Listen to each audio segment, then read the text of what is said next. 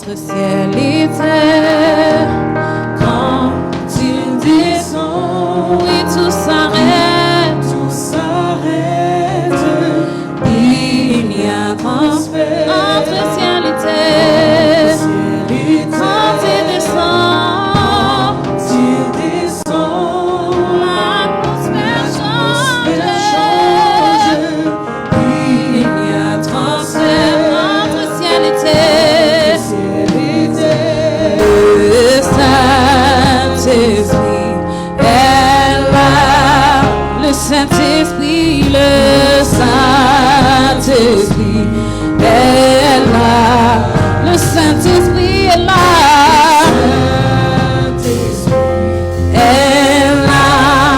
Le Saint-Esprit est là.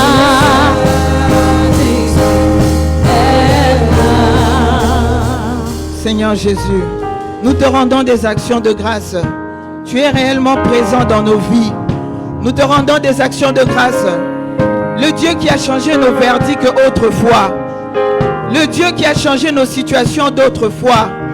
Pendant que les montagnes se dressaient devant nous. Seigneur, tu es descendu dans nos vies éternelles, mon Dieu, mon roi. Tu es venu briser les verrous de fer.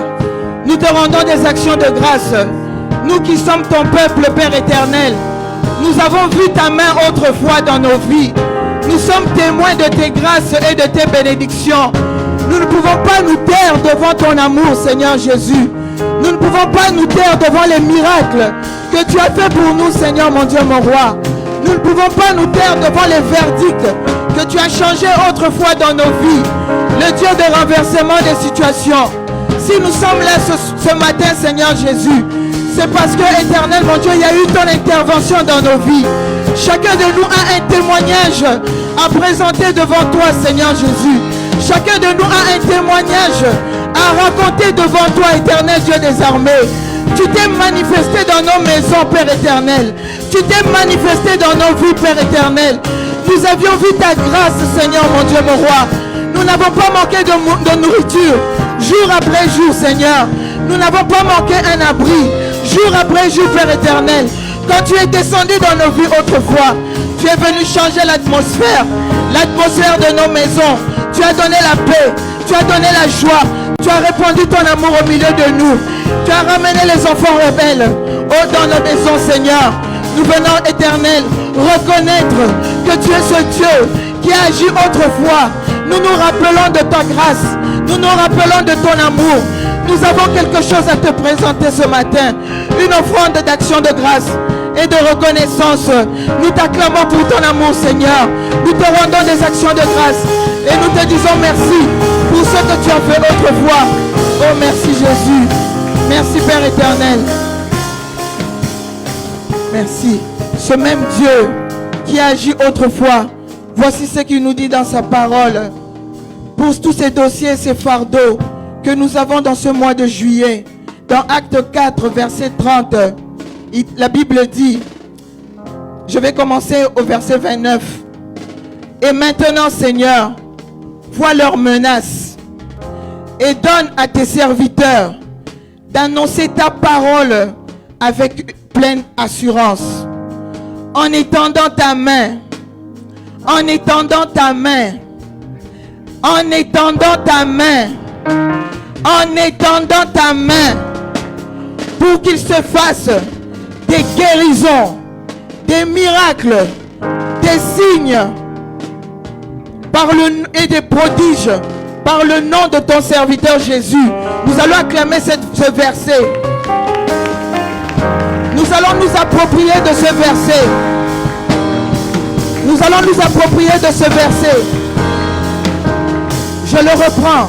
En étendant ta main pour qu'il se fasse des guérisons, des miracles, des signes et des prodiges par le nom de ton serviteur Jésus. Bien-aimés, nous allons prendre le temps de prier. Quand il descend, comme nous l'avons chanté, l'atmosphère change. Alors nous allons prier. Le Dieu des miracles, le Dieu qui ressuscite les morts, le Dieu qui s'approche des cercueils de nos vies, le Dieu qui change les verdicts. Nous allons invoquer ce Dieu qui change les verdicts et nous allons prier. Je ne connais pas ta situation. Ta situation a un nom. Le nom de ton cercueil a un nom. Alors nous allons prier pour qu'il se fasse au milieu de nous des miracles, des guérisons, des prodiges par le nom de Jésus. Élevons nos voix et prions.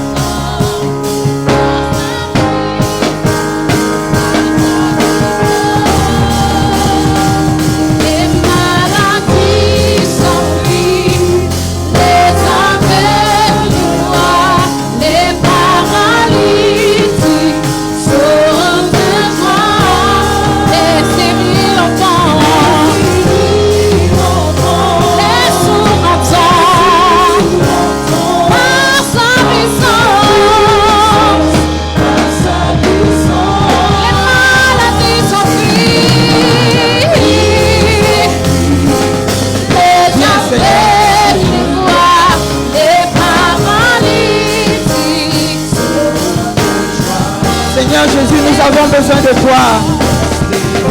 Manifeste ta présence au milieu de nous, Seigneur. Écoute les prières de ton peuple ce matin. Bien-aimé, prions le Seigneur. Présente à ton Dieu ton dossier. C'est lui qui est le seul capable de changer ce verdict, Seigneur. Ô Éternel, nous te faisons confiance. Nous savons que tu es l'Éternel Dieu qui agit. L'Éternel qui est prêt à descendre pour intervenir dans nos vies. Ta main n'est pas trop courte pour nous toucher, Seigneur, ni ton oreille trop dure pour nous entendre. Père éternel, descends au milieu de ton peuple. Écoute les prières et les supplications de nos cœurs. Seigneur, nous venons nous répandre nos cœurs devant toi. Manifeste ta présence. Étends ta main, Père éternel. Fais au milieu de nous des miracles, des guérisons, des signes, des prodiges. Seigneur, mon Dieu, mon roi, ton peuple a soif de toi. Nous avons besoin de ton intervention. En ce mois de juillet, nous voulons venir rendre les offres de notre Dieu pour dire que le Dieu qui agit autrefois, il est le même qui agit hier, aujourd'hui et éternellement. Manifeste-toi, Père éternel. Nous sommes sûrs de ta victoire, Seigneur, car avec toi, nous sommes plus que vainqueurs dans le puissant nom de Jésus. Et nous acclamons cette victoire. Merci, Seigneur.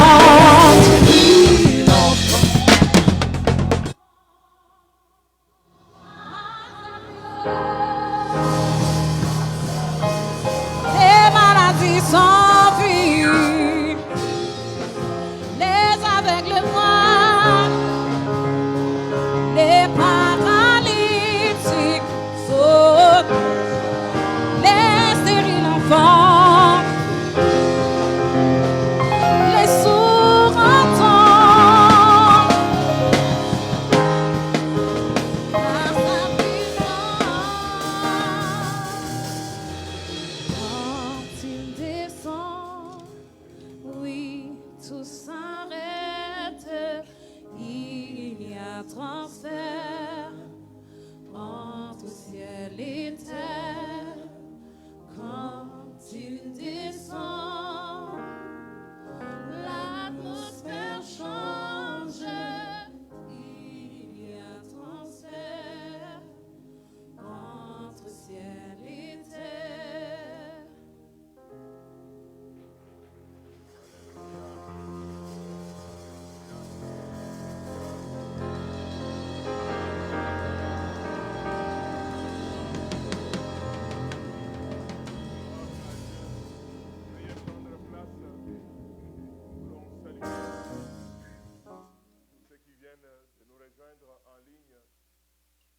saluons, merci d'être là à des milliers de kilomètres, à des dizaines de kilomètres, à quelques mètres de nous, à la citadelle. Nous sommes une église évangélique de tendance pentecôtiste au cœur de Montréal. Ce matin, il y a plusieurs nations qui sont assises dans la salle. Donc si vous venez au Québec, vous venez à Montréal, venez chez nous. Nous allons vous accueillir et passer des bons moments ensemble dans le Seigneur. Le peuple qui est avec moi dans cet endroit dit Amen. Amen. Le peuple assis dans la présence de Dieu dit Amen. Amen. Nous allons lire la parole de Dieu dans le livre de 2 Rois. Dans l'Ancien Testament, nous lisons à partir du verset 1 jusqu'au verset 7. La veuve d'un disciple des prophètes implora Élisée en ces termes. « Ton serviteur, mon mari, est mort. Tu sais combien il vénérait l'Éternel. Or, voilà que l'homme qui lui avait prêté de l'argent veut prendre mes 2 enfants et en faire des esclaves. » Élisée lui dit, « Que puis-je faire pour toi? Dis-moi ce que tu as dans ta maison. » Elle répondit, « Je n'ai plus rien d'autre chez moi qu'un flacon d'huile. » Il dit alors, « Va donc emprunter chez tous les voisins autant de récipients vides que tu pourras. Puis, tu entreras chez toi, tu fermeras la porte sur toi et sur tes fils. Tu verseras de l'huile dans tous les récipients et tu les mettras de côté à mesure qu'ils sont pleins. » La femme quitta et fit ce qu'il lui avait dit. Elle ferma la porte sur elle et sur ses fils. Ceux-ci lui présentaient les récipients et elle le remplissait. Lorsqu'ils furent pleins, elle les mit à côté de ses fils. « Passez-moi encore un récipient. » Mais il lui répondit, « Il n'y en a plus. » Au même moment, l'huile s'arrêta de couler. Elle alla le raconter à l'homme de Dieu qui lui dit, « Va vendre cette huile, tu pourras rembourser la dette et vivre, toi et tes fils, avec ce qui te restera. » Voici la parole que Dieu nous envoie cet avant-midi. Nous voulons juste accueillir cette parole avec un amen gras, amen. Avec un amen fort, amen. Avec un amen explosif. Amen. Nous commencerons ce 2e message de la série, les secrets de l'intervention divine, par une révélation importante. Dieu trouve des solutions aux problèmes des hommes.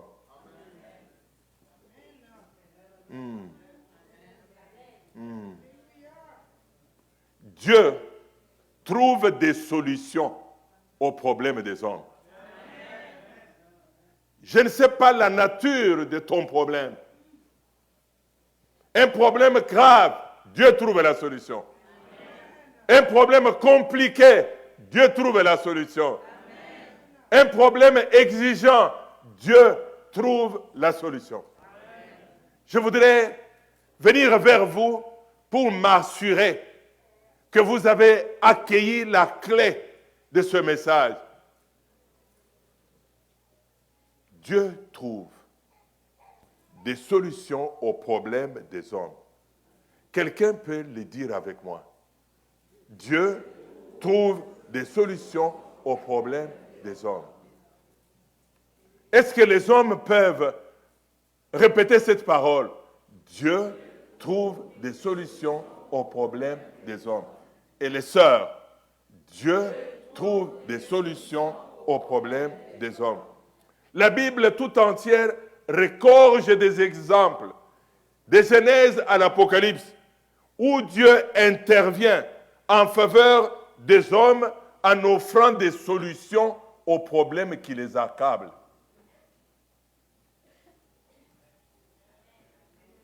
Je vais répéter ici.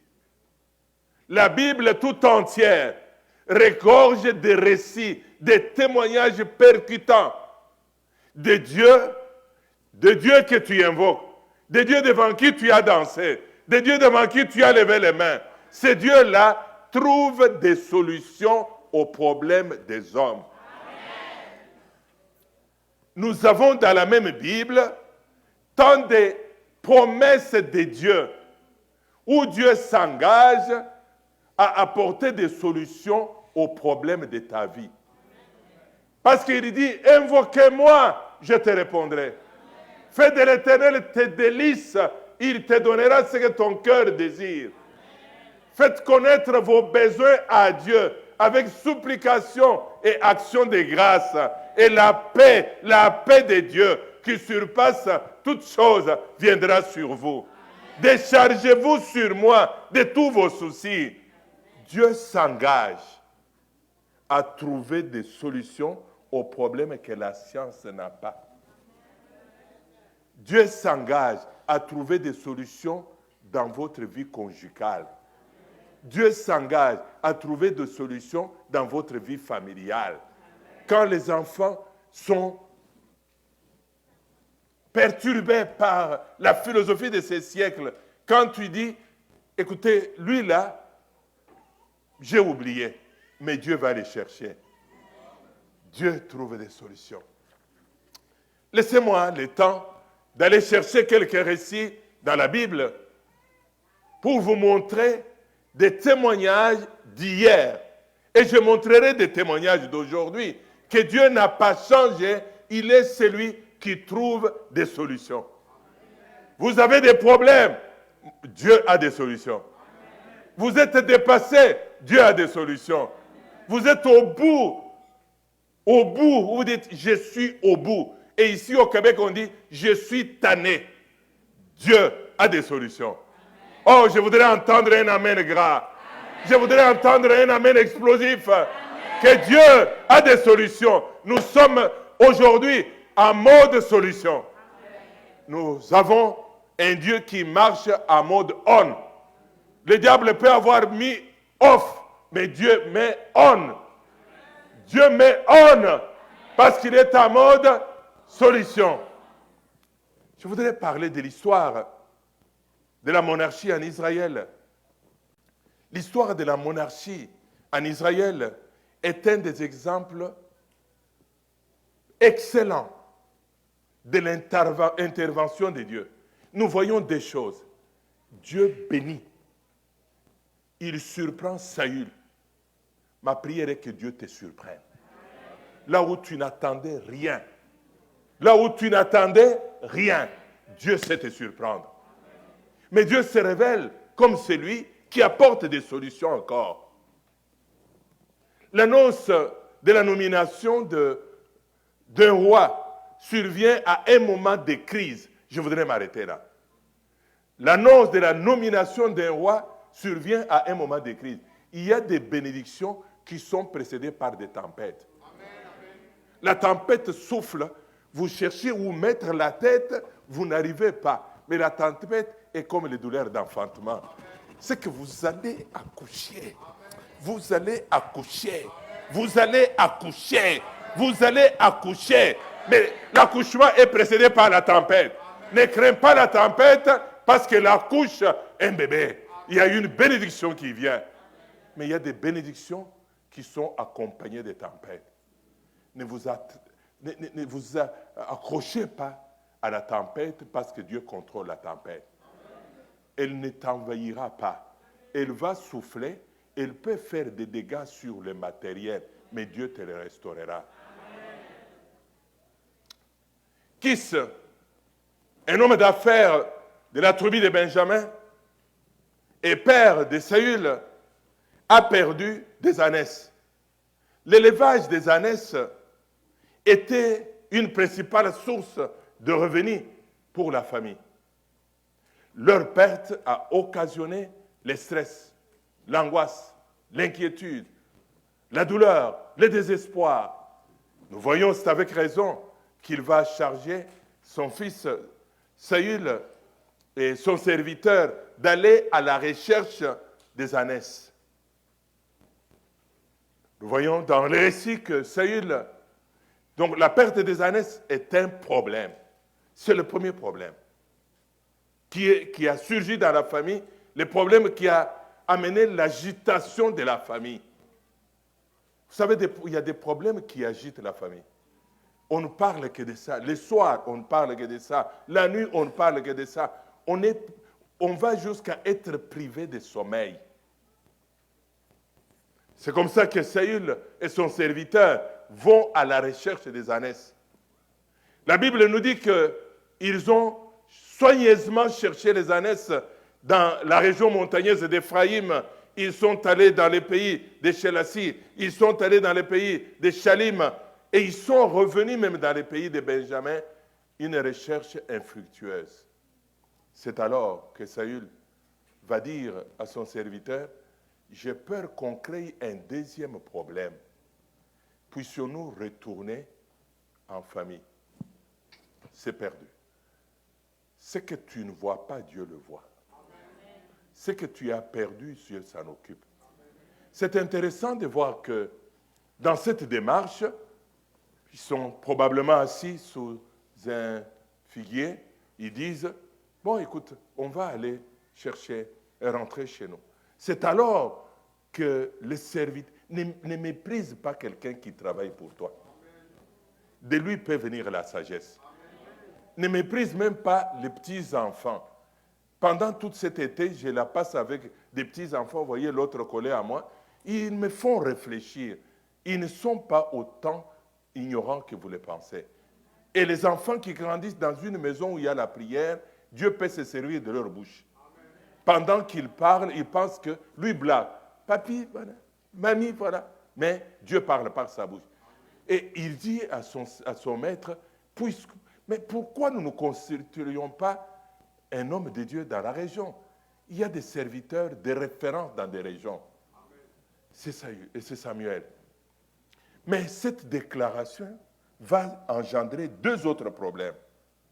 Vous savez, le premier problème, les années perdues, comme si ce n'était pas assez. Mais Saül va réagir, il dit, mais comment allons-nous voir, selon la tradition, un serviteur de Dieu, mais vide? Un deuxième problème.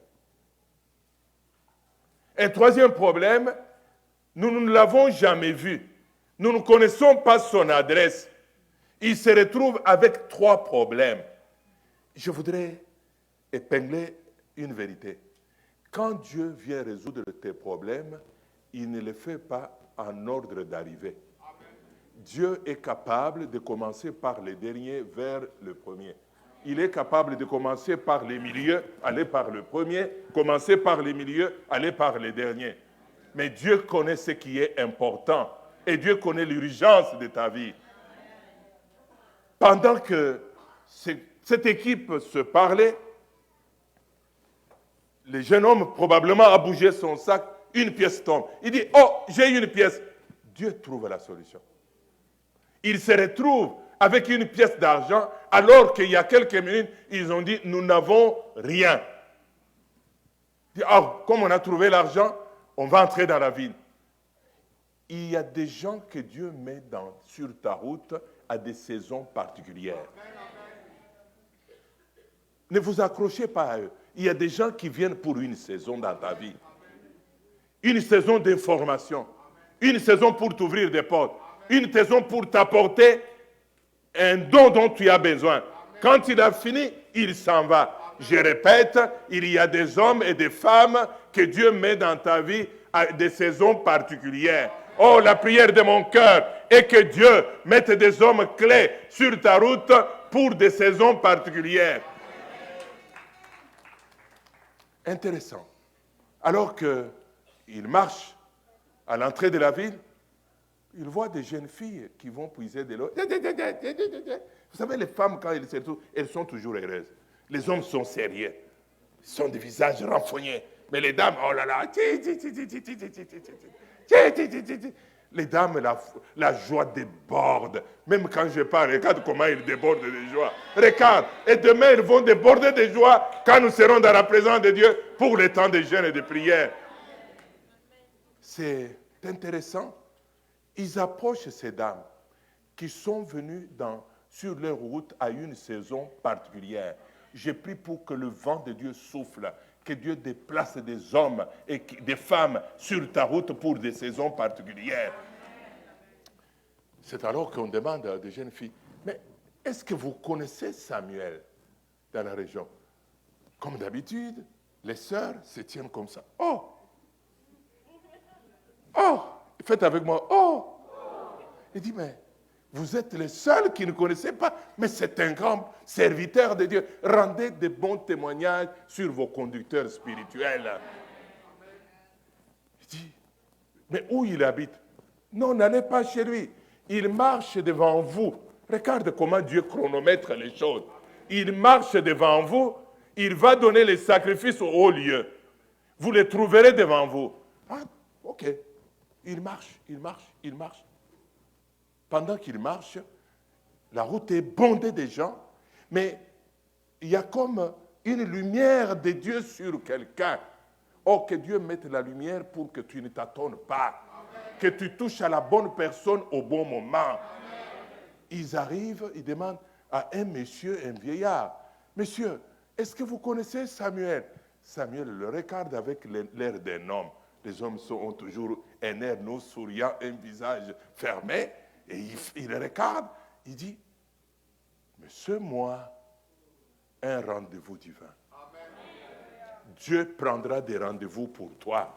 Amen. Dieu prendra des rendez-vous dans les airs pour toi. Amen. Pendant que vous êtes dans l'avion, il y a un rendez-vous divin. Amen. Quelqu'un que vous cherchez va s'asseoir à côté de toi. Amen. Pendant que vous êtes dans l'aérogare, Dieu prendra un rendez-vous. Amen. Pendant que vous êtes dans les métros, Dieu va prendre un rendez-vous. Amen. Je voudrais rendre gloire à Dieu parce qu'il est le Dieu qui prend des rendez-vous. Dieu a un agenda comme ça. Curieux. Il dit, c'est moi. Il regarde Saül. Il dit, toi, comprenez qu'il vient de résoudre le problème numéro 2 et le problème numéro 3. Le problème numéro 1, problème d'argent. Problème numéro 2, problème de rencontrer, de connaître l'adresse de Samuel. Le problème est résolu parce qu'il est né avec Saül et la réponse au problème des années est dans la bouche de Samuel. Amen. Que Dieu mette sur ta route des hommes qui ont des réponses à tes questions. Amen. Il dit, c'est moi. Vous êtes inquiets pour les années. Oh, laissez faire.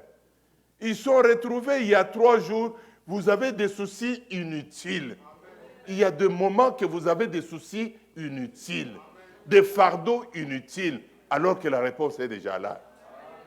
Il va lui dire, écoutez, jeune homme, maintenant que tous vos problèmes sont résolus, il y a quelque chose de plus. Je voudrais vous parler que Dieu est un Dieu de plus. Dieu est un Dieu de plus. Le diable est l'homme de moins. Mais Dieu est celui qui ajoute. C'est alors qu'il lui donne plus que cela. Il lui dit, mais à qui appartient toute la richesse, la terre du pays? Il est surpris. Mais je vais m'arrêter là pour vous dire, Dieu a une solution pour chaque problème. Les problèmes de trouver un appartement, Dieu a une solution. Les problèmes de trouver les billets d'avion, Dieu a une solution. Les problèmes de santé, Dieu a une solution. Les problèmes de réconciliation dans la famille, Dieu a une solution. Dieu a des solutions, même des souliers. Vous avez déjà la robe, c'est bien. Mais vous vous demandez comment avoir les souliers qui ont la couleur de ma robe. Mais Dieu a une solution. Est-ce que je peux entendre des acclamations ici?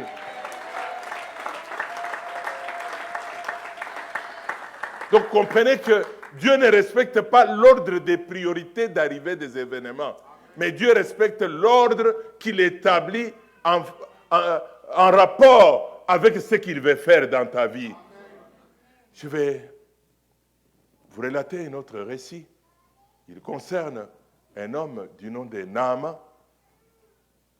un général de corps d'armée, général 3 étoiles, un homme de Syrie, un homme de main de son roi parce qu'il avait donné la victoire à la Syrie face à Israël. Ce texte m'interpelle parce qu'il me montre la compassion de Dieu. Il me montre la grâce de Dieu. Que Dieu ne met pas dehors celui qui vient à lui. Malgré les ravages qu'il avait faits en Israël, tuer les hommes, tuer les femmes, capturer même des petits-enfants, amener dans son pays. Il a amené une petite fille dans sa maison d'ailleurs, qui était une réponse à son problème. Cet homme, on nous dit qu'il souffrait de la lèpre. C'est un homme qui avait l'air bien. Quelqu'un dit avec moi bien. Mais tout est détruit en dedans. Les habits ne déterminent pas l'état de votre cœur. Les maquillages ne déterminent pas ce que tu es dedans. Vous pouvez être des dents brisées. Vous avez des mauvaises nouvelles. Un homme qui a le désespoir, un homme qui vit dans la honte, un homme qui vit dans la souffrance, un homme qui a la douleur, mais qu'il ne montre à personne. Il n'y a que sa femme qui connaît son problème.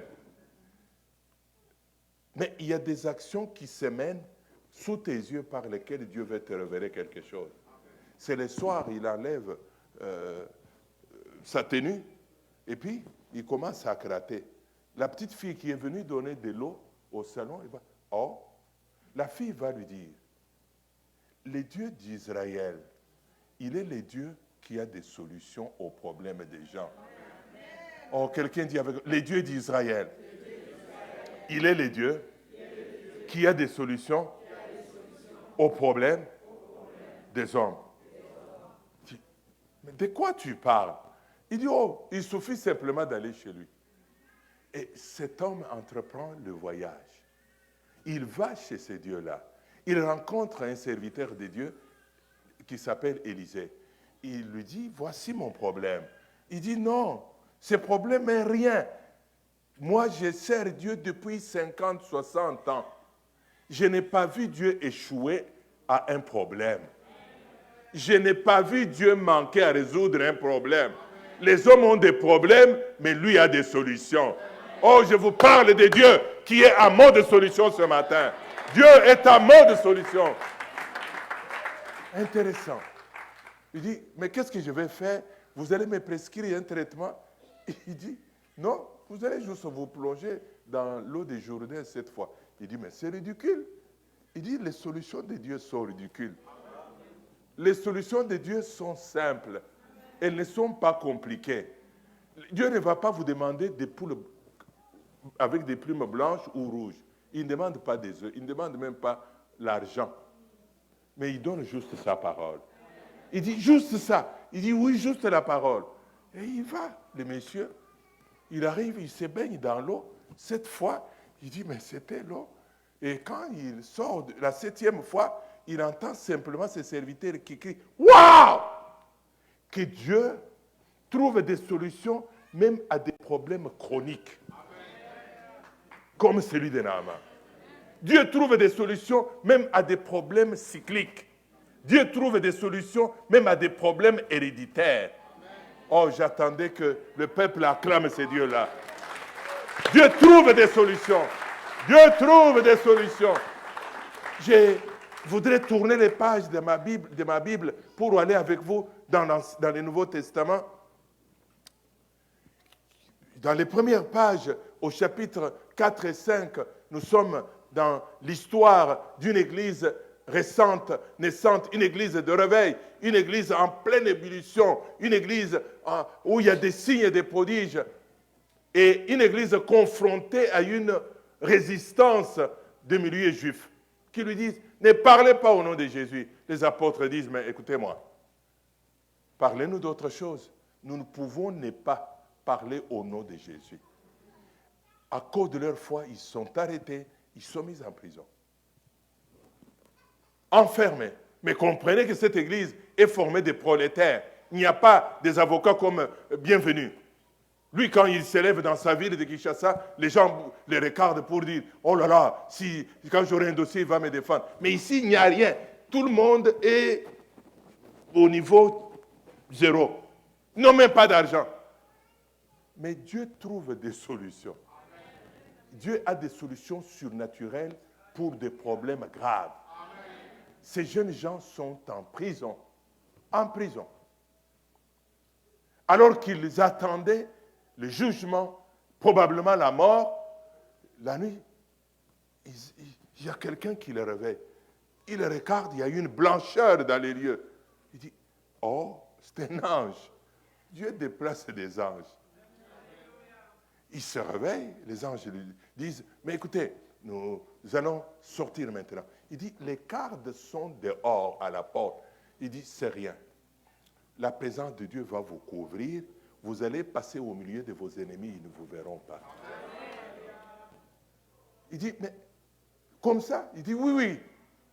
Les méthodes de Dieu sont simples. Il se réveille, il dit, ne marchez pas vite, prenez votre temps.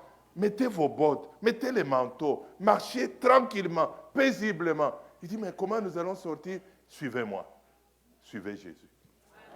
Quand l'ange arrive devant la porte s'ouvre d'elle-même. Et puis, les gardes sont réveillés en train de jouer aux dames, de jouer aux jeux de Nintendo. Et puis, il passe.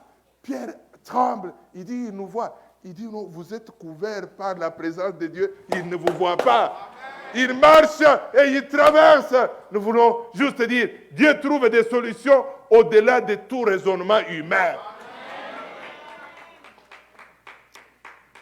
Laissez-moi vous raconter des histoires d'aujourd'hui.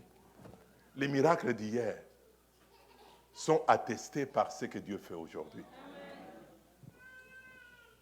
Avant d'acheter ces bâtiments, nous étions sur l'avenue du Parc. Il y a eu changement de zonage dans la ville, des réglementations pour les parkings. La salle devenait petite. Dieu nous mettait à cœur de trouver un autre lieu de culte. Nous avons trouvé ces bâtiments. Mais pendant des années, nous étions clients à la Banque Laurentienne ici au Canada, une des grosses banques. Nous avons toujours bien payé. Nous avons des chrétiens merveilleux. Ils donnent leurs dîmes, ils donnent leurs offrandes. Nous n'avons aucun retard de paiement. Ces chrétiens méritent une acclamation. Ce qu'il y a de merveilleux, la banque nous répétait toujours, quand vous aurez un problème de prêt, nous allons vous donner. Ne vous fiez pas toujours à la parole de l'homme. C'est que quand le moment est venu, Dodo est arrivé là avec son équipe, tout souriant, rassuré que la banque nous a dit. La banque lui dit, l'église n'est pas solvable. On ne prête pas l'argent aux églises. Mais nous, on a déjà vendu l'autre bâtiment, nous avons environ 800 ou 1 million de dollars en main, mais il nous faut plus d'argent pour acheter ces bâtiments. Mais je dis à Dodo, je ne peux pas faire l'annonce le dimanche. Je ne dirai pas ça. Je vais perdre les membres. Dodo réfléchit en termes d'argent, moi je réfléchis en termes de troupeau. C'est assez compliqué, Dodo. Heureusement, il n'est pas là ce matin, il est en mission. Mais il fait un bon travail. J'ai parlé avec lui hier. Il a tous les dossiers de l'Église en main, tous les dossiers qu'il a laissés. Pasteur, voici le rapport. J'aime travailler avec Dodo. Quelqu'un dit merci. Et que faire? Nous avons contacté d'autres banques. Niet, pas question. Mais je vais discuter autre chose avec les vendeurs. Brusquement, il me dit, mais M. Kabouya, est-ce que vous avez le prêt? Je lui dis, quand je faisais, lui ajoute une autre parole. Il me dit, écoutez, n'allez pas chercher ailleurs, je vous finance. Je voudrais vous dire une parole. Dieu trouve les solutions même dans les camps de vos adversaires. Dieu va conseiller vos adversaires. Il va conseiller votre patron. Il va conseiller vos collègues de travail. Dieu est un conseiller. Il va conseiller aux gens ce qu'ils doivent faire pour vous. Est-ce qu'on peut acclamer ces dieux-là? Est-ce qu'on peut acclamer ces dieux-là?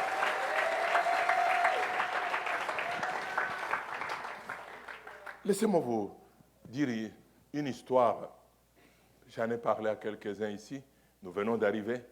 Élever cet enfant n'est pas facile. Si vous avez 5 garçons, vous savez, les garçons, ça bouffe. Oh, ce sont des mangeurs. Demandez-moi. Je vous raconterai des histoires, même de ceux qui sont pasteurs. Je peux vous raconter tous les détails, je n'ai pas oublié. Donc, mais nous n'avions pas de revenus. On allait à Hamilton, à la frontière avec les États-Unis. J'avais une grosse voiture Cadillac.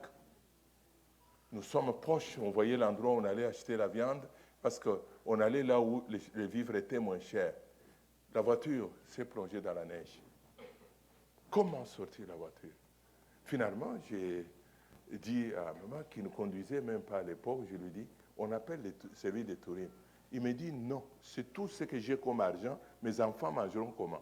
Vous savez, il y a des moments dans les couples, madame réfléchit dans sa direction, mais j'ai dit, mais tu ne comprends pas, nous allons dormir ici.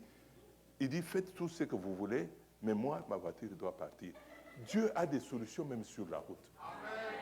Nous sommes allés avec un frère, Bernard, au village voisin pour appeler, le téléphone cellulaire n'était pas à la portée de la main. Mais madame est restée là, elle crie et dit, Dieu, tu as des solutions ici. Amen. Moi là, mes enfants doivent manger. Une voiture est venue du côté des États-Unis avec une dame mince comme ça, avec un monsieur, ils se sont arrêtés. Elle n'a pas un mot en anglais, eux n'ont pas un mot en français. Ils se tiennent l'un devant la voiture, l'autre derrière, soulèvent la voiture. Ils vont avec la voiture, ils mettent sur la route. Nous, on commençait déjà à revenir. On dit, mais qu'est-ce qui se passe? Ils déposent la voiture sur la route, ils entrent dans la leur, ils rentrent aux États-Unis. Dieu a des solutions. Je vais entendre, Dieu a des solutions. Dieu a des solutions aux problèmes des hommes. Éprouvé, mais jamais abandonné. Éprouvé, mais jamais abandonné. Tu seras éprouvé, mais tu ne seras jamais abandonné. Tu seras éprouvé, mais tu ne seras jamais abandonné. Tu seras éprouvé, mais jamais abandonné. Laissez-moi reprendre le récit par lequel nous avons commencé, de 2 Rois chapitre 4, et reçu des miracles extraordinaires, de l'intervention de Dieu dans la vie d'une femme. La Bible ne nous dit pas son nom. C'est qu'elle était inconnue dans la société, mais connue de Dieu. Les pasteurs peuvent ne pas connaître votre nom, mais cela n'empêche pas Dieu d'agir dans ta vie. Probablement quand ça fait 4 fois que vous dites votre nom à votre pasteur, mais il oublie. Il dit, s'il me demande encore mon nom, je vais quitter l'église. Ne vous occupez pas de ce vieillard. La Bible ne nous donne pas son nom. Son nom n'est connu de personne. On connaissait juste le nom de son mari parce que son mari était disciple d'Élisée. On nous dit qu'au lieu de rester avec un héritage, le mari m'a laissé la maison, il m'a laissé la voiture, il m'a laissé l'argent en banque, mais le mari lui a laissé 2 enfants avec un paquet de problèmes. Parmi les problèmes, ce sont des dettes. Ce n'était même pas comme notre société pour dire, je ne prends pas son corps, si je prends son corps, je prends ses problèmes.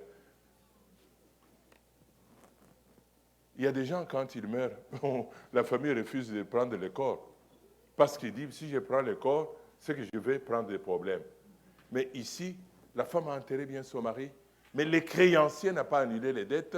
Le créancier est venu, la Bible nous dit qu'il menace de prendre les enfants. Il y a des menaces graves qui pèsent sur cette dame. C'est ainsi que cette dame se présente chez Élisée pour dire, l'homme de Dieu, je suis sous des menaces sérieuses. On va ravir mes enfants, les rendre des esclaves. Élisée lui dit, mais madame, c'est pas grave. Tu dis ce n'est pas grave. Non, je ne dis pas que prendre les enfants, ce n'est pas grave. Je voudrais vous dire que ton problème n'est pas grave aux yeux de Dieu. Amen. Et il va lui dire, mais comment il n'est pas grave? Il va venir le soir prendre les enfants. Il dit, Dieu contrôle la pression. Amen. Dieu contrôle la pression. Tu es sous pression, Dieu la contrôle. Elle ne va pas te dépasser. Tu vas survivre parce que Dieu est au contrôle. Il y a des moments où tu rentres, tu dors. Tu as toutes les lettres de pression, de menaces. C'est demain qu'on va couper les gaz, qu'on va couper l'électricité. J'ai déjà déposé ces problèmes quelque part. Moi, je dors. La pression, moi, je ne prends pas la pression. Qu'as-tu à la maison? Oh, mais je n'ai rien. Il parle de sa pauvreté extrême. Tu n'as rien. Et puis, à un moment donné, non, j'ai un peu d'huile. Ah, d'accord. Mais tu as la quantité de miracles. Dieu fait toujours les miracles à partir de ce que nous avons. Ne méprisez pas ce que vous avez à main. Tu as ça. OK. Va chez tes voisins. Sur toute l'avenue, boulevard Saint-Michel, des voisins, des champs dorés derrière. Ramasse les récipients autant que tu veux. Le Seigneur va solutionner ces problèmes une fois pour toutes. OK. Je vais répéter pour vous. Dieu va solutionner ton problème une fois pour toutes. C'est alors que la dame sort, elle a la main sur le cœur et elle court. Quand les garçons l'ont vu, « Maman, tu as mal au cœur, tu as mal au cœur. » Il dit, « Non, j'ai reçu la parole. J'ai reçu la parole. La parole ne vient pas pour me rendre le plus intelligent des hommes, mais la parole vient pour nourrir mon cœur. » Elle tient son cœur. Elle court pour prendre des vases. Je vois ces garçons qui disent, « Maman, qu'est-ce qui se passe ?» Si peut-être elle avait déjà fait des dépressions. « Maman, tu n'as pas pris tes médicaments. » Il dit, « Ma vie a changé. La parole que Dieu m'a donnée est un chèque certifié. » La parole que tu as est un chèque certifié. Ce n'est même pas comme le chèque d'un individu où tu as des doutes pour dire si je le dépose. C'est un chèque garanti. Il dit, j'ai la parole, ma vie a changé. Le miracle n'est pas encore palpable, mais il dit, la parole est dans le miracle est dans la parole. J'ai la parole, j'ai le miracle. J'ai la parole, j'ai la solution. J'ai la parole, j'ai le miracle. J'ai la parole, j'ai la parole. Dès que la femme a reçu la parole, elle voit les choses autrement. Elle arrive, les enfants lui disent, « Maman, tu n'as pas pris ton médicament. Maman, arrête. » Il dit, « Notre vie a changé. » C'est que même son langage a changé. Il dit, « J'ai la parole. » Elle parle autrement. Nous avons résolu les problèmes. C'est ainsi que le miracle est accompli. Mais je vais plus loin. Le secret de ce miracle s'appelle la foi. Le secret de ces miracles s'appelle la foi. La foi qui mène à l'intervention de Dieu et l'obéissance à la parole. Laissez-moi. Francine, tu viens. Alain, tu viens. Venez tous les deux en couple. Oh, un couple merveilleux. J'aime avoir un fils comme ça. J'aime avoir... Non, ne sois pas jaloux. J'aime aussi ma fille comme ça. Je donne des graines d'arachide à Francine, 4 graines. Je donne 4 graines à Alain. Tous sont des cultivateurs. Francine va mettre ces 4 graines dans le sol. Mais monsieur, lui, va prendre les 4 graines, il met dans son sac. Vous voyez la différence? Où est-ce qu'il y a la productivité? Elle a posé un geste de les mettre dans le sol. Elle a obéi. La femme prend la parole et la met en pratique. Et vous asseoir, s'il vous plaît. Elle met cette parole en pratique. L'obéissance à la parole reçue déclenche la puissance de Dieu.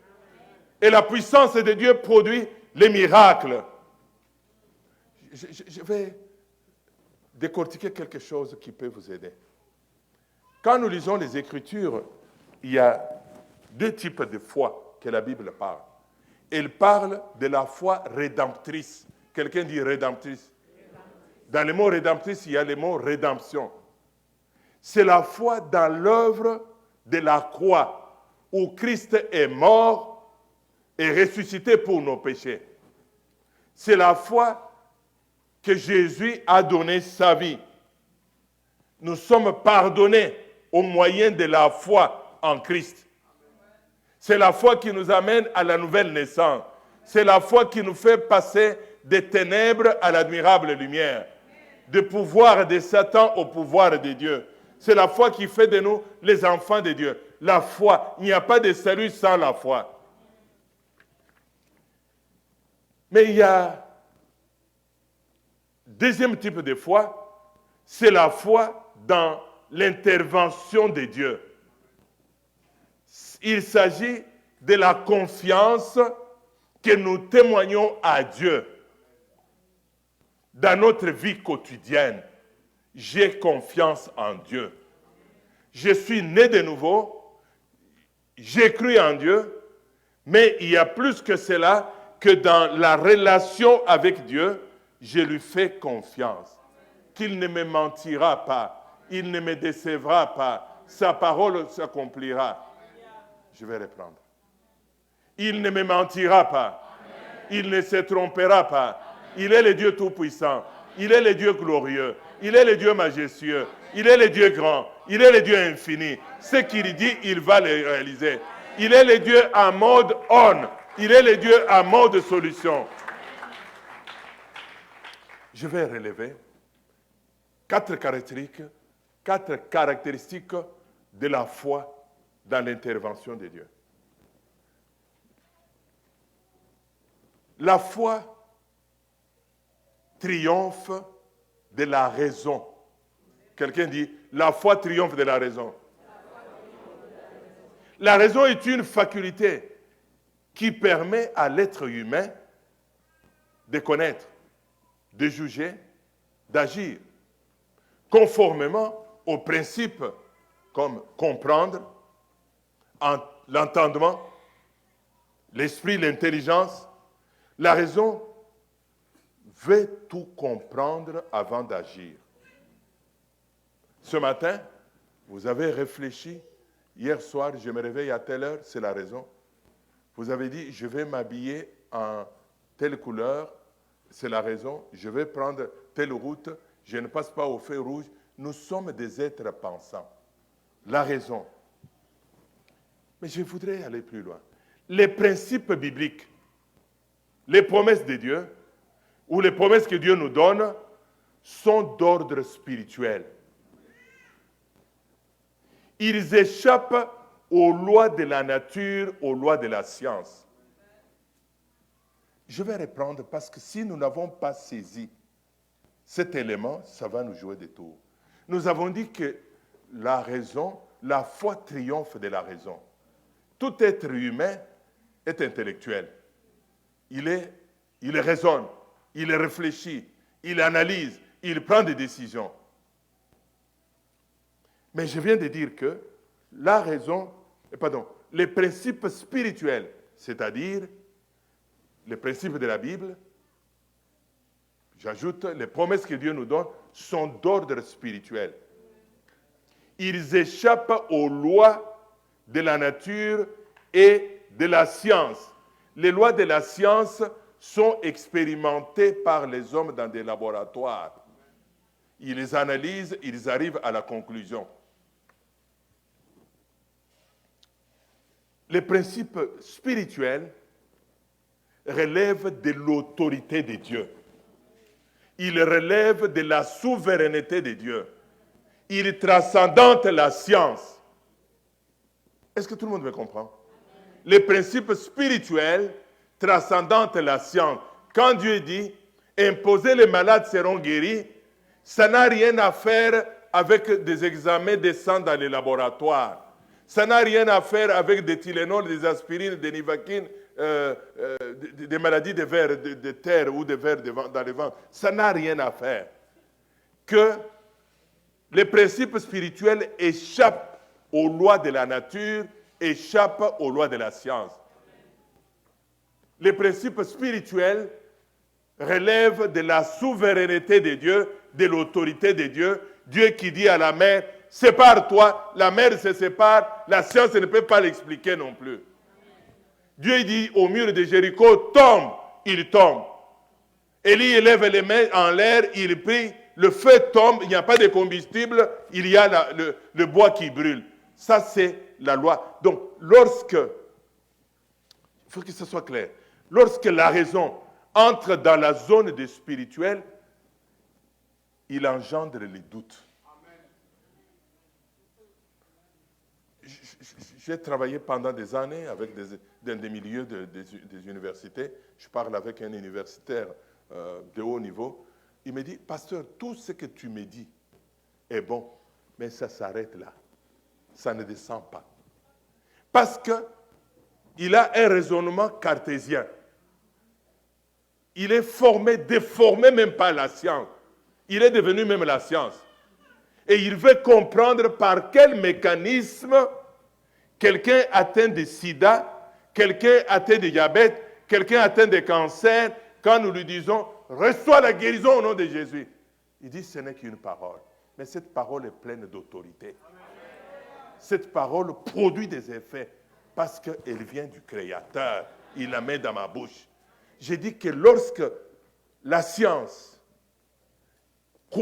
entre dans la zone des spirituels, il engendre les doutes, et les doutes est un ennemi juré de la foi. Ils ne cohabitent pas ensemble.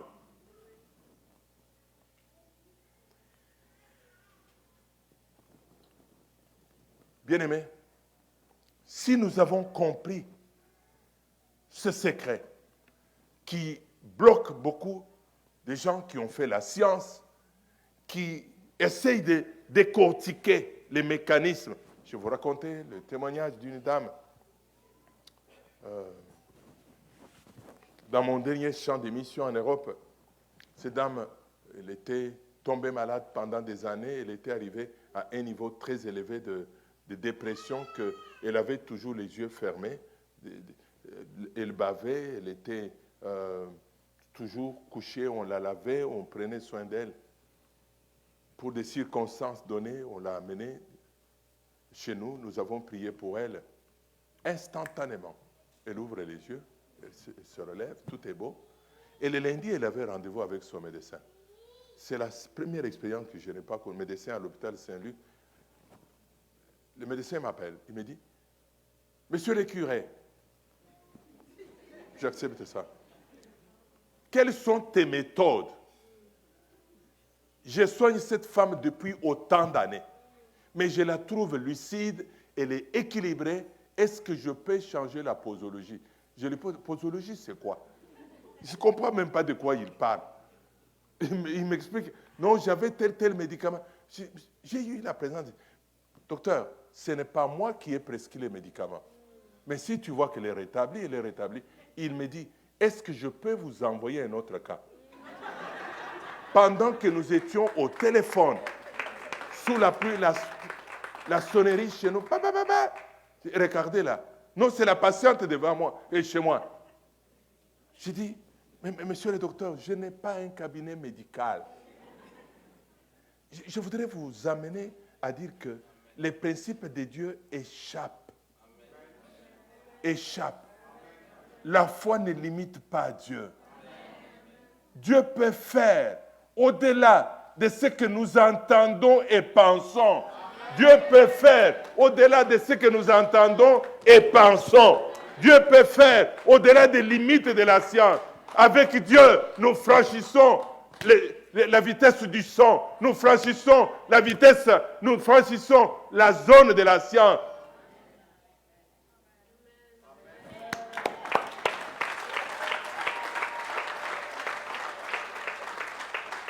La foi ne limite pas Dieu. La science a des limites, mais Dieu est illimité. Dieu a l'autorité sur la nature. Il a l'autorité sur les corps. Il a l'autorité sur la mer. Il a l'autorité sur les autorités qui nous gouvernent. Dieu a l'autorité sur les lois des hommes. Quand nous invoquons Dieu, nous entrons dans la zone des possibles. Nous entrons dans la zone des possibles. Que c'est possible avec Dieu. C'est possible avec Dieu. C'est possible avec Dieu. Dieu va faire. Dieu va faire. Dieu va faire. Dieu va faire. Dieu va trouver des solutions. Je suis dépassé, mais Dieu n'est jamais dépassé. Dieu n'est pas dépassé. Amen. Les doutes est un ennemi juré de la foi. Là où il y a des doutes, Dieu ne fait rien. Nous lisons que Jésus n'a pas fait de miracles dans sa ville natale. Si on me demande un endroit où on doit faire beaucoup du bien, je vous le dirai après. C'est dans mon village. Parce que je veux le bien, mais parce qu'il y avait des doutes. Quand nous entrons nous levons les yeux, nous fixons les yeux sur le Seigneur, nous sommes dans une zone de surnaturel. Le surnaturel ne s'explique pas, mais si surnaturel, on le reçoit. Deuxième caractéristique, la foi triomphe de l'opposition. Après avoir triomphé de la raison, nous faisons face à une opposition extérieure. Vous devez savoir, hommes, femmes, vous qui me suivez, que des fois Dieu vous a parlé, il vous a donné une vision, il vous a donné un projet, il vous a donné un ordre, c'est vous qui avez reçu. Vous pouvez être dans un même lit. Madame a une vision, mais monsieur n'a pas de vision. Mais madame doit s'impliquer dans la vision de monsieur et vice-versa. On ne lutte pas avec Dieu. Parfois, la vision qu'il vous donne est un non-sens, est une folie. Quand tu parles autour de toi, les gens disent, mais il est fou. Il voit toujours des choses en grand, lui. Mais pourtant, il n'a même pas une voiture. Pourtant, il n'a même pas un vélo. Pourtant, il n'a même pas une maison. Je dépends de ce que je reçois. 1 Samuel nous parle de ces récits merveilleux de Goliath et David. David est un homme solution. Dieu l'a poussé. Il y a des hommes et des femmes solutions sur ta route. Je venais de vous dire qu'à des saisons particulières, il y a des hommes solutions, il y a des femmes solutions. Ils viennent pour la saison là. Vous les croisez là, ils contribuent à ce que vous avez, ils apportent la solution et puis ils disparaissent. C'est tout. Vous ne les gardez pas avec vous non plus. Regarde tous ceux qui ont aidé David pour aller à la monarchie. La Bible ne parle plus de quand David a eu le règne. La Bible ne parle pas. Il dit c'était un bande de vauriens. Ils l'ont conduit à atteindre son apogée et puis David s'est débarrassé d'eux. Sinon, ils deviennent encombrants. La Bible dit que Israël était en conflit avec son ennemi du sud-est. Pendant 40 jours, le diable utilise la même stratégie de menace.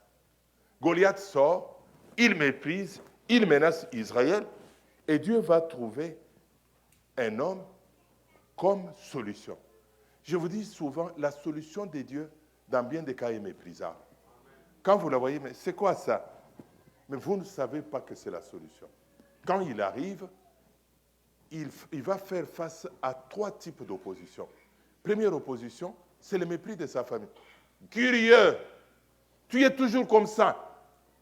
Allez, quitte ici, entre, ce sont ses grands frères. Et lui va dire, vous ne savez pas ce qui brûle en moi. Vous ne savez pas. Il faut que la vision de Dieu brûle en toi. Et il te consume. Il avance, c'est le roi qui lui dit, tu n'as pas d'expérience. Il dit, mais je peux vous surprendre, monsieur le roi. Je n'ai pas d'expérience, mais j'ai quelque chose. La présence de Dieu me couvre. Dieu m'a donné instruction. Quand il se trouve devant Goliath, Goliath dit, mais pourquoi tu n'es pas allé à l'école? Ta place est à l'école, pas ici. Je ne suis pas un chien pour que tu viennes avec des cailloux à main. Mais quand celui qui a des cailloux tend la main, il le renverse. Donc, quand je parlais que nous avons un combat intérieur, c'est le combat de la raison. Et c'est possible qu'avec les mains qu'il m'a imposées, vous pouvez quitter même l'endroit où on a prié pour vous, vous avez toujours des mots de tête atroces. Vous pouvez jeter. Tu dis, non, j'ai reçu la parole d'un homme de Dieu, d'une servante de Dieu. Il m'a dit, je suis guéri, je suis guéri. vous le répétez, vous le répétez, vous le répétez, vous le répétez, la maladie va se retirer.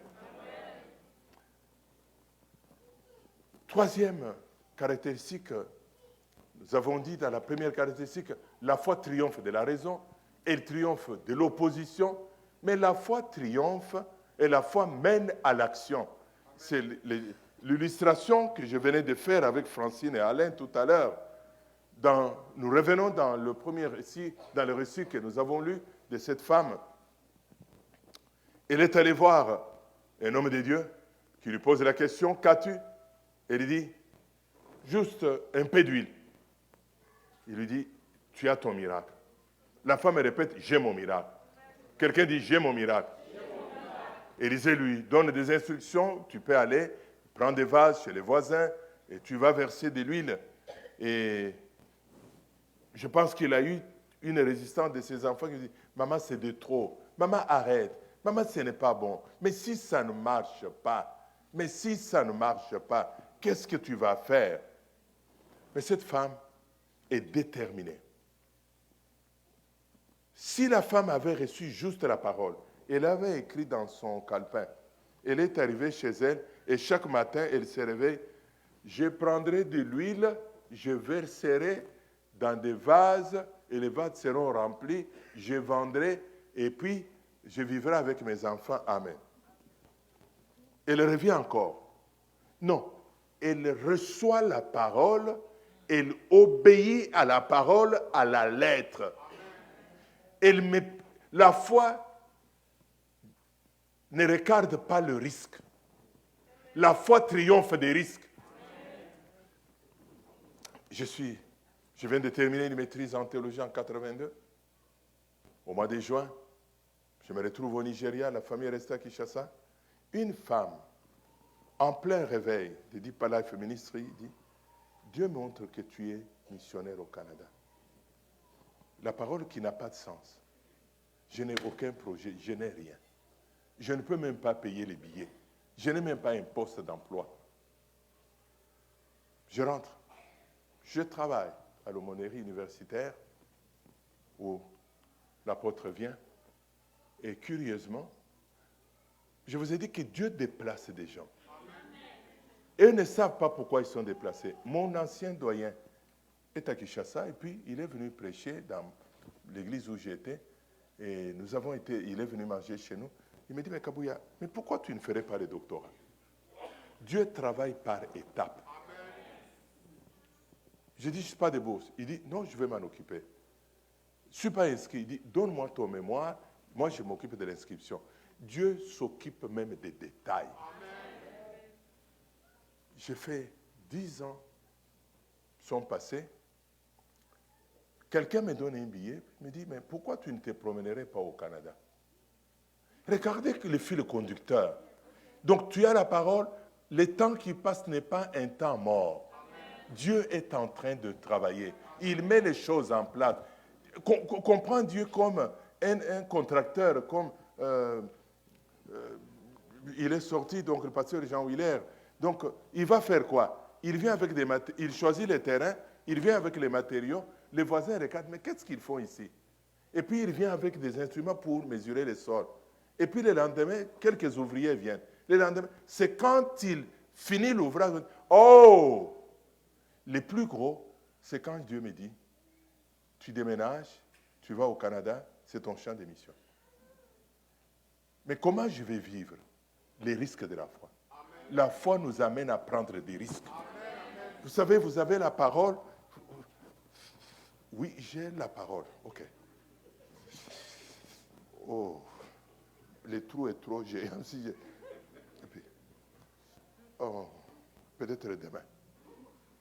Il y a des saisons qui vous demandent de prendre des décisions. Des décisions risquées. Ce n'est pas quand venant au Québec, tout était... J'arrive au Québec avec 7 enfants, 5 garçons. Un garçon et un autre en mission, il s'assoit entre 2 sœurs. Je comprends quand une sœur mange, lui a un travail de vider les assiettes. Mais vous trouvez que les assiettes des filles sont vides. Mais il y a toujours quelqu'un qui a le travail de vider. Mais vous en avez comme ça 7. La chaleur était là. Des questions de dire, est-ce que nous ne sommes pas trompés? 27 ans plus tard, nous ne sommes jamais trompés. Nous ne sommes jamais trompés. Abraham a la parole. Dieu dit à Abraham, va dans les pays où coule le lait et le miel. Lorsqu'Abraham arrive dans le pays de Canaan, il ne trouve pas le roi du pays à l'aéroport. Il ne trouve pas les fanfares à l'aéroport. Mais ce qu'il accueille, c'est la famine. Dans le pays des promesses, la famine est là. Il va même fuir pour aller en Égypte. Il arrive en Égypte, Dieu lui dit, non, ce n'est pas l'Égypte, c'est là où tu es. Ne regarde pas la famine dans le pays. En toi, il y a la parole qui va changer la famine dans le pays.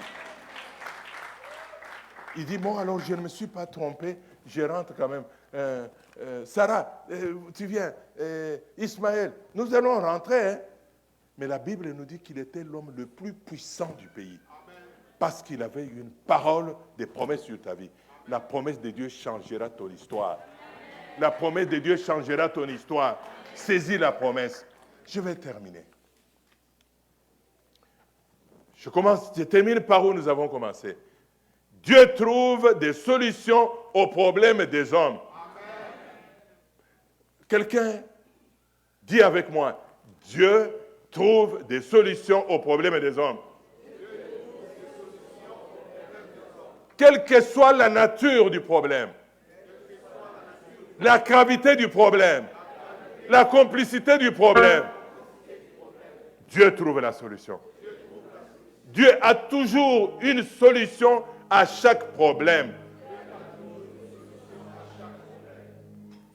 Je venais de vous dire, la solution relève de l'autorité de Dieu, de la souveraineté de Dieu. Nous avons dit que la foi est la clé qui permet à Dieu d'intervenir dans notre vie. Ayez foi en Dieu, ne regardez pas l'ampleur, la gravité, l'ancienneté, la durée, la complicité du problème. Comme Josaphat, que les yeux soient fixés sur celui qui siège sur le mont de Sion, sur celui qui s'appelle l'Éternel des armées, celui qui s'appelle El Shaddai, El Sabaoth, Jéhovah Jireh, Jéhovah Nissi, El Olam, El Olam.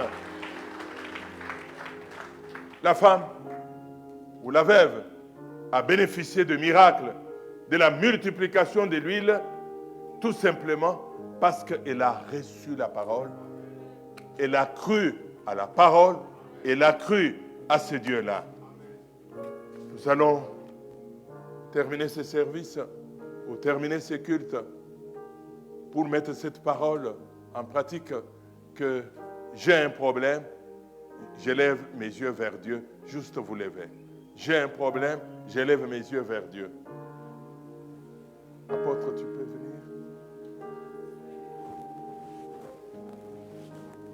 Quand tu t'élèves, tu veux dire j'ai un problème, je lève mes yeux vers Dieu, j'ai un problème, Dieu peut le résoudre, j'ai un problème, Dieu est capable, j'ai un problème, Dieu est illimité. Nous levons nos mains vers Dieu, nous accueillons la prière du serviteur.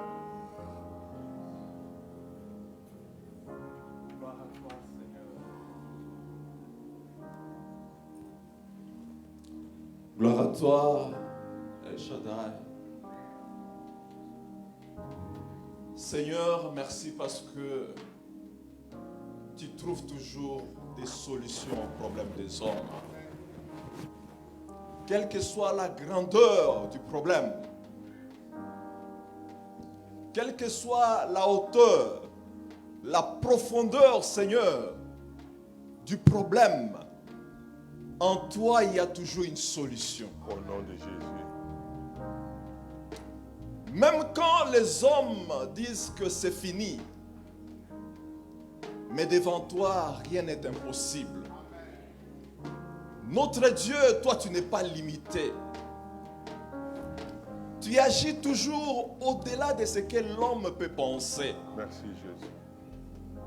Ta main, Seigneur, n'est pas courte, oh Dieu. Gloire à Dieu. Même dans les extrémités de la terre, Seigneur, tu peux nous atteindre.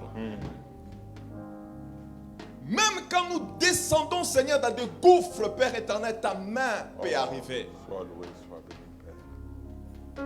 Tu nous fais sortir du trou noir, éternel, du désespoir.